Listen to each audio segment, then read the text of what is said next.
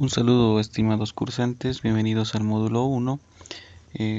Tenemos el día de hoy la presentación de un tema que viene a ser un tema introductorio en relación a lo que va a ser la evolución y la historia de los deportes, tanto individuales como colectivos. Tenemos que entender que el deporte está presente desde el inicio de las diferentes civilizaciones. Vamos a encontrar diferentes hallazgos en diferentes culturas que se va a ir presentando hace miles de años atrás. Recordemos que el ser humano en un inicio se caracterizaba por ser pueblos nómadas, y a medida que se fueron desplazando de un lugar a otro según sus necesidades, fueron creciendo con el tiempo. Esto hizo que se vayan estableciendo en diferentes lugares, diferentes zonas, principalmente viendo o velando el poder contar con los recursos necesarios para su subsistencia. Con esa breve introducción damos inicio a la presentación. Entonces, según la teoría de Blanchard y Chesca, dos investigadores, antropólogos, nos van a indicar de que existen dos métodos de estudio arqueológicos y observación de pueblos primitivos. Vale decir, para poder recabar la historia acerca de lo que va a ser el deporte, se va a utilizar dos métodos. Uno va a ser a partir de hallazgos arqueológicos de diferentes civilizaciones y diferentes culturas, y otro va a ser a partir de la observación del juego deportivo, que prevalece todavía en algunos grupos de personas, civilizaciones, comunidades que tienen poco contacto con lo que es la civilización occidental. De los hallazgos arqueológicos, principalmente los materiales que eran utilizados para la práctica deportiva, una gran desventaja que se tiene en relación a este aspecto es que falta investigación acerca de este tema. Por otro lado, lo que es la observación del juego deportivo se va a hacer a partir de relatos, informes y también de contacto con algunas personas de estas culturas. Muy bien. Mandel va a realizar una investigación, un libro que se llama Historia Cultural del Deporte, que es una investigación sobre los juegos deportivos de los indios de América, que está basado principalmente en una investigación que realizó Culin. Culin hizo la presentación de resultados de su investigación en el año 1893 en Chicago. Su trabajo fue titulado Juegos del Mundo. Entonces, Culin hace su investigación sobre los Juegos del Mundo, pero está principalmente basado en lo que va a ser las civilizaciones principalmente de América, ¿no? América del Norte. Entonces, a partir de esa presentación se puede llegar a los siguientes resultados, ¿no? Que los indios americanos eran apasionados deportistas. En los diferentes grupos que se puede observar, se ha podido evidenciar que tenían algunos deportes o algunos juegos propios de esa región. Sobre todo tenían una gran cantidad de juegos de pelota. Estas pelotas, que eran pelotas realizadas principalmente de piel de animales, que las utilizaban para diferentes juegos. Asimismo, se pudo evidenciar que tenían juegos donde empleaban dardos, palillos, pelotas, plumas. Lastimosamente, estos materiales eran perecederos y en la actualidad no quedan rastros de los mismos. Mandel, a partir de esta investigación o ese estudio que realiza Culin, hace la siguiente afirmación y nos dice que todos los pueblos primitivos eran apasionados deportistas. Muy bien, un aspecto que hay que tener en cuenta cuando vemos la evolución del deporte es el progreso social de los pueblos primitivos. En ese sentido, como yo he mencionado hace un momento atrás, a un inicio se caracterizaban el ser humano, el Homo erectus, posteriormente el Homo sapiens, en ser una especie que se agrupaba en pequeños grupos que se desplazaban según sus necesidades, ¿no? Si necesitaban cazar, se desplazaban a lugares donde podían encontrar sus diferentes presas. Si necesitaban agua, se desplazaban cerca de los ríos, etc. Pero a medida que fue avanzando el tiempo, y se fueron tanto aliando con otros grupos y como a la vez se fueron reproduciendo, el desplazamiento fue más complicado, por lo que implicó que se establezcan en zonas o lugares donde empezaron a construir sus casas, empezaron a construir sus comunidades, y esto en función a las necesidades que tenían, ¿sí? Un ejemplo es lo que pasó en nuestro país hace cientos de años atrás, cuando las colonias españolas llegan a lo que ahora es Bolivia, anteriormente conocido como Alto Perú. Las principales ciudades, por ejemplo, de nuestro país se encuentran cerca de un río, ¿no? Cochabamba cerca del río Docha, Santa Cruz cerca del río Piraí, en La Paz cerca del Choqueyapu, y es que el agua se constituía en uno de los, digamos, materiales o una de las fuentes más importantes para la vida, ¿no? En ese sentido, el primer paso va a ser el aumento numeroso de los integrantes, ¿no? A partir de la alianza con otros grupos y a partir de su reproducción del mismo. El siguiente paso es del igualitarismo social inicial, vale decir que esos pequeños grupos, estas pequeñas comunidades, no contaban con un jefe estable, ¿no? Sino que simplemente se hacía una repartición de las tareas. A medida que va creciendo, estos grupos se va estableciendo jefes, representantes, los mismos que van a tener un mayor poder u autoridad sobre el grupo, y esto a su vez va a implicar que se vayan dando las sociedades de rangos, ¿no? Se va empezando a dar una suerte de clases en función a las actividades y el grado de poder que tenían sobre el resto del grupo. Y de esa forma es que se va a empezar a tener una suerte de liderazgo hereditario, como se pudo observar en su momento en el Antiguo Egipto, con los faraones, en la Edad Media, con lo que son los reyes, lo mismo pasó en el Imperio Incaico, etcétera, ¿no? Muy bien. Finalmente tenemos lo que es el paso de la economía individual a la familiar, ¿no? O sea, la autonomía económica de cada familia. En un inicio se tenía una mirada de que todo era para todos, ¿sí? Esto cuando eran grupos reducidos. A medida que van a ir creciendo los grupos, entonces va a pasar a tener una mirada más familiar de cada subgrupo, y estos tienen que hacer cargo de la subsistencia del mismo y conseguir los recursos o alimentos para que se pueda alimentar a la familia en común, ¿no? Otro aspecto importante que tenemos que tener es la evolución del deporte, y para ello vamos a ver los 6 ejes evolutivos del deporte que mencionan Blanchard y Cheska. En ese sentido tenemos lo que es la identidad social, el significado adaptativo o ecológico, la especialización, la cuantificación, el material y el equipo, y finalmente el alejamiento social. La identidad social tiene que ver con una característica que presentamos los seres humanos hasta el día de hoy, ¿sí? Nosotros nos vamos a desarrollar o nos vamos a tener diferentes grupos o subgrupos en los que vamos a tener un determinado rol. En ese sentido, uno de los ejes dentro de lo que va a ser la identidad social tiene que ver justamente con eso, con el identificarse con un determinado grupo, ¿sí? Por ejemplo, nosotros tenemos una identidad de bolivianos, pero dentro de esa identidad podemos tener aparte una identidad de cochabambinos, de paceños, orureños, cruceños, etcétera, ¿sí? Y si tenemos una identidad de cochabambinos, continúo con el ejemplo, aún podemos tener una identidad más profunda, ¿no? Si soy de Clisa, si soy de Punata, si soy de Sacaba, o si soy de Aiquile, del Trópico. Entonces tenemos diferentes identidades, ¿no? Y eso genera que tengamos también una proximidad con los que tienen una característica similar a la nuestra, ¿sí?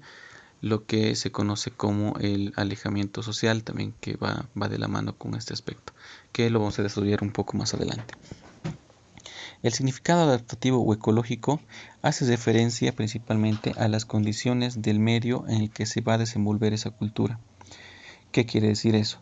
Que a partir de las características propias del lugar, de la zona, las prácticas deportivas van a tener relación con la misma. Por ejemplo, si pensamos en el trópico de Cochabamba, Villa Tunari, Ibirgarzama, Chinauta, etc. Son zonas que tienen ríos.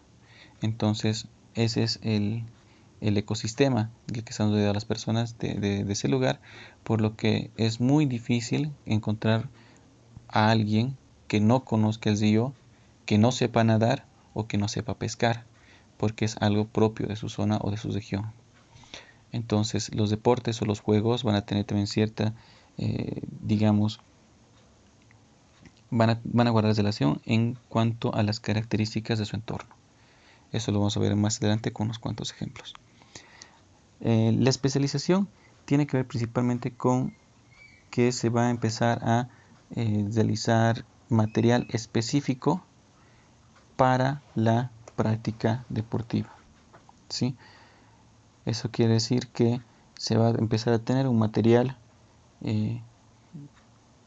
particular para cada deporte. Esto va a implicar a que a un inicio todos juegan con todo, digamos, ¿no? O sea, no, por darles un ejemplo, yo puedo practicar atletismo, puedo practicar juegos de pelota, etcétera.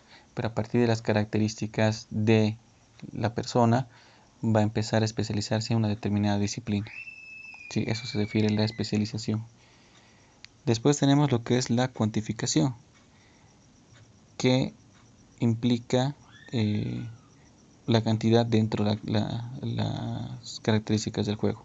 Si a un inicio no se contaba con una reglamentación y podría ser por decir, un grupo de 5 personas contra otro grupo de 9 personas, se va a empezar a ver que se tiene que ver una cierta equidad e igualdad en lo que respecta a la cantidad de participantes de los juegos.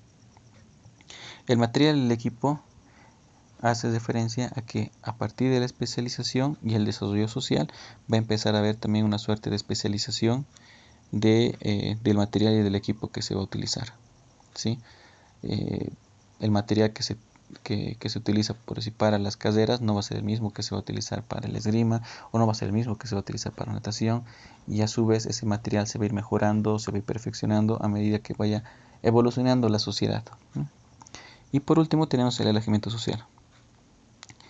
Eso tiene que ver, como les decía, con el tema de la identidad social. ¿Por qué? Porque cuando se confraterniza dentro de un grupo, el resultado es lo de menos.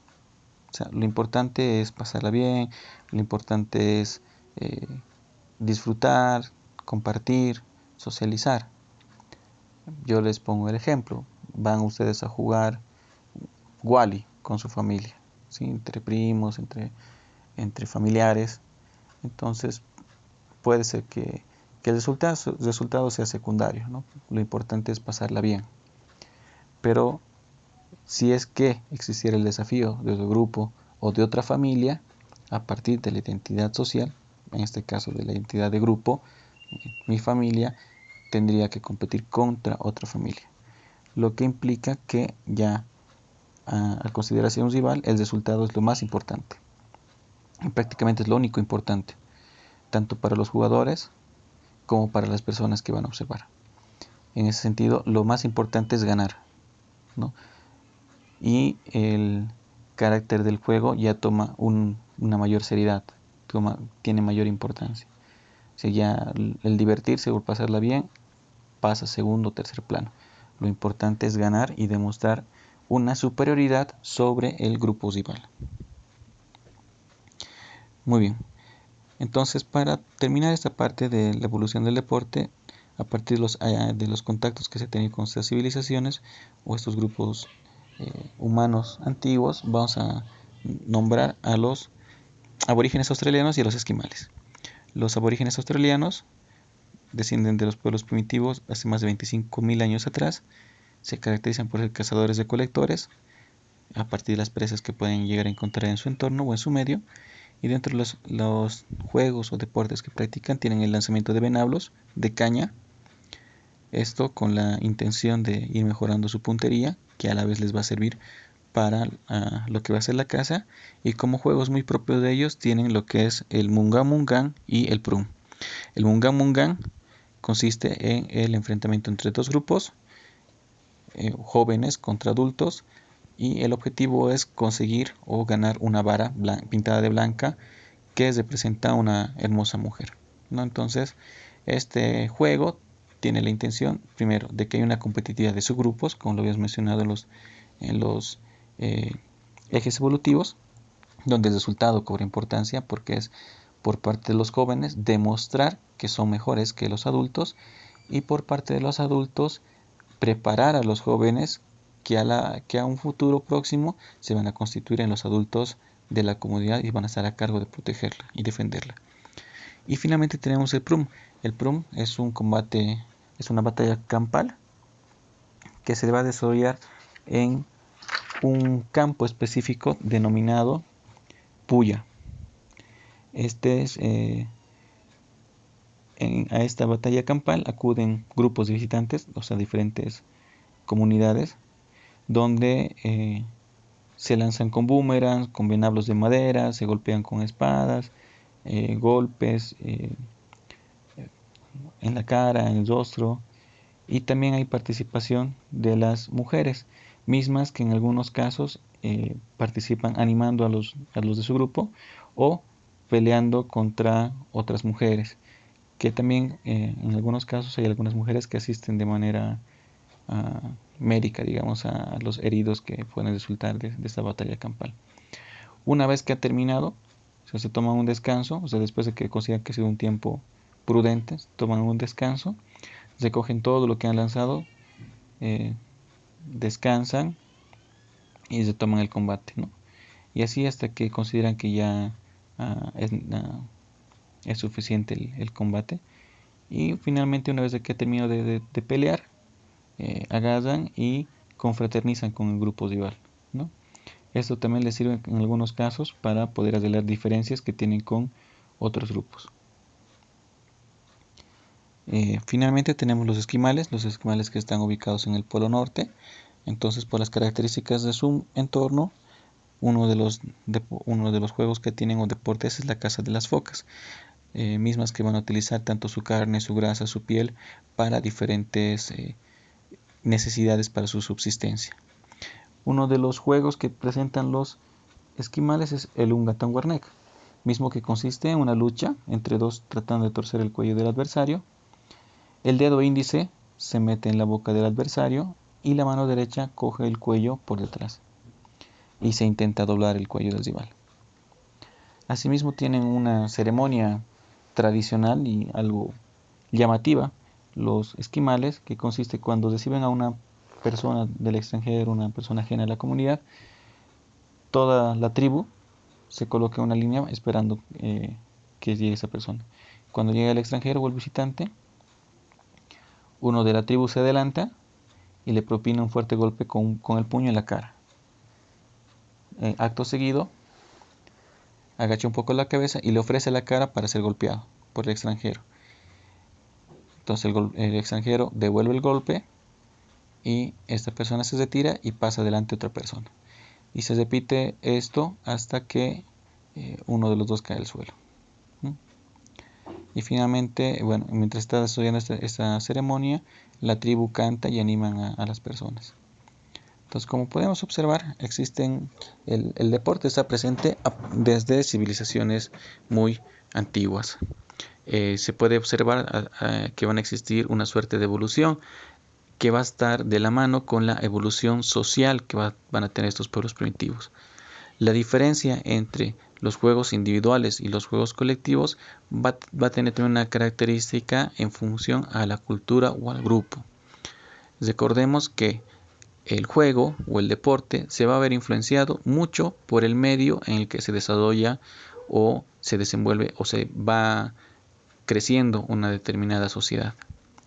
Entonces las personas se van a familiarizar con el entorno y a partir de ello van a adaptar o van a tener ciertos juegos. En un siguiente video voy a mostrarles cómo actualmente el deporte tiene un rol importante dentro de lo que es la cultura y nuestra sociedad. Saludos.